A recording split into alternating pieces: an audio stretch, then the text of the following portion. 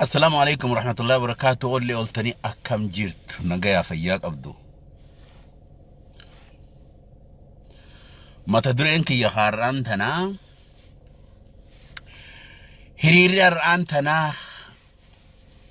هريري لولا هرير نجاياتي متي هريري لولا خن أروميا خيستي أروميا كتا خد تكتي لبسمه قوتمتي أكتيفيستوت أوروموتي في OMN إنكلبسمه مال كيسولي أوروميا خيستي مال فكاتا كيساهو دانديلي غرغدو غرا فنفنيتي ديمتو كان هيد اجو كان لبسمه أوروميا خيستي مال فكاتا خان جو في akkasumatti qabsoon shamarran Oromoo Harargee fi Arsii keessaa godhaa jiran maal fakkaatti kana waliin ilaallaa jechuu kun sagalee bosonaati yoo yeroo qabaadde kana waliin ilaalla shamarran Harargee taa'a sit down gattaay Hingeenye gattaay guutuu biyya haawal geessu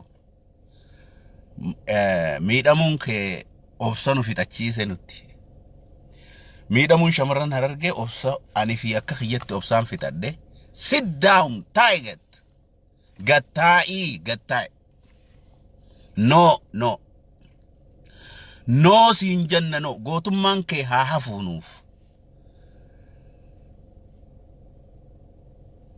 wanni namni sitti taphatuuf hin jirtu nuufi Harargee fi wallisoonis waliin bilisoomna Harargee fi wallagga waliin bilisoomna Harargee fi Amboo waliin bilisoomna kanaafuu an except shamarran Oromoo except shamarran Harargee qofaa fi qeeroon Harargee feetan gayyaa aduma we don't care about you dardarri halkan karaa cufaa bula sun rakkina gayyaa miti rakkina xeetii fi xammootummaati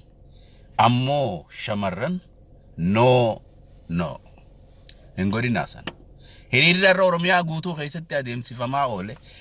maal jettaniin hidhaan wanti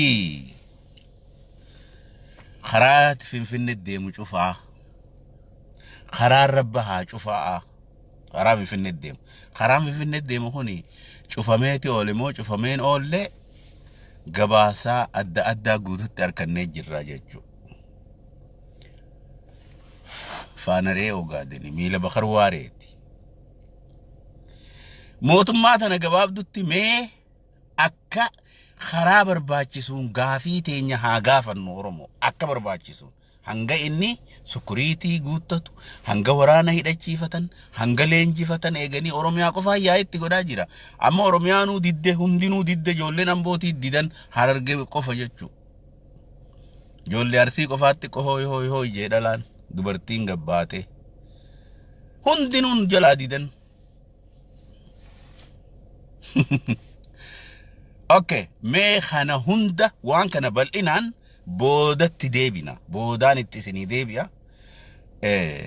dhiifama jarjaraanin seenee baallamni kiyyaas ga'e